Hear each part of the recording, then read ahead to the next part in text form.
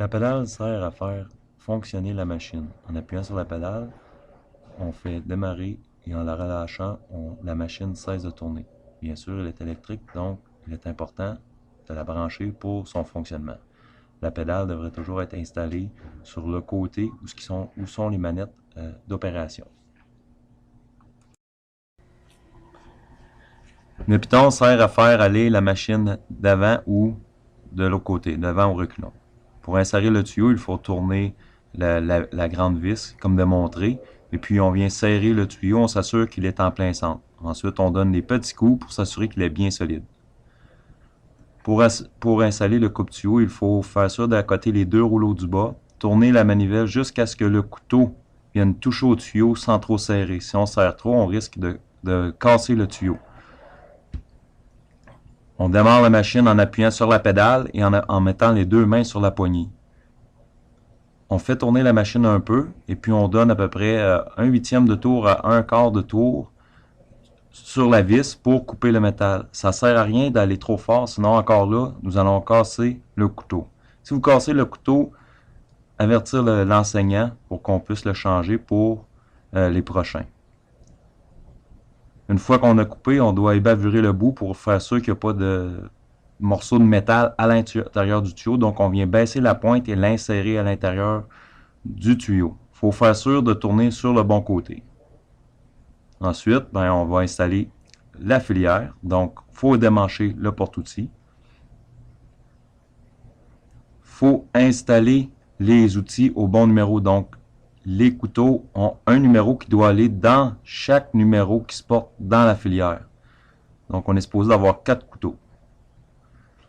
Pour installer les couteaux, on doit s'assurer que le petit chemin de clé à l'intérieur n'est pas vis-à-vis les trous.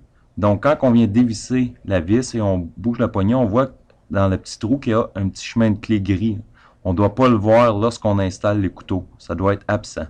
Donc, on repousse la poignée comme ça et on dévisse la vis. Pour installer le couteau, comme j'ai dit tantôt, on installe le numéro 1 dans le numéro 1 en s'assurant que le petit chemin de clé n'est pas vis-à-vis le trou. Et on installe chaque couteau dans chaque trou, suivant le bon numéro.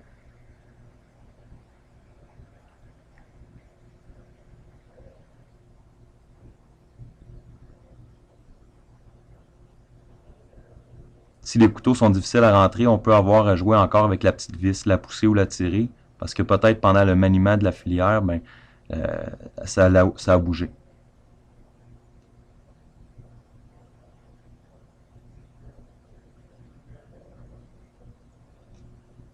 L'endroit où se trouve l'huile de coupe, c'est dans le petit réservoir qui est là. Donc, pour faire des filets, ça nous prend de l'huile de coupe, donc on doit s'assurer qu'on a de l'huile.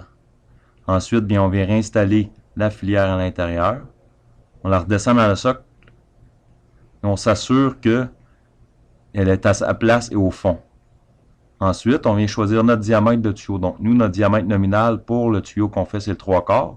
Donc, on va venir aligner la ligne sur où est-ce qu'il y a la petite manivelle en face de la ligne où c'est écrit 3/4 dessus. Donc, on vient aligner ces deux lignes ensemble. Et si on baisse et on ouvre la poignée, donc on devrait rester à 3/4. Ce mouvement-là fait ouvrir et fermer les couteaux. Quand on est prêt à fileter, donc on avance le chariot et on l'accote doucement sans donner de coup. On baisse le petit tuyau pour l'huile de coupe. Et quand on pèse sur la pédale, l'huile devrait sortir de ce tuyau-là. Si jamais il n'y a pas d'huile qui sort, vous avez peut-être une des machines plus anciennes, donc vous allez avoir besoin d'avoir les petites poires à l'huile. Quand on fait les filets, on avance en mettant une petite pression sur les poignées jusqu'à ce que le tuyau soit à la fin des couteaux, de la filière.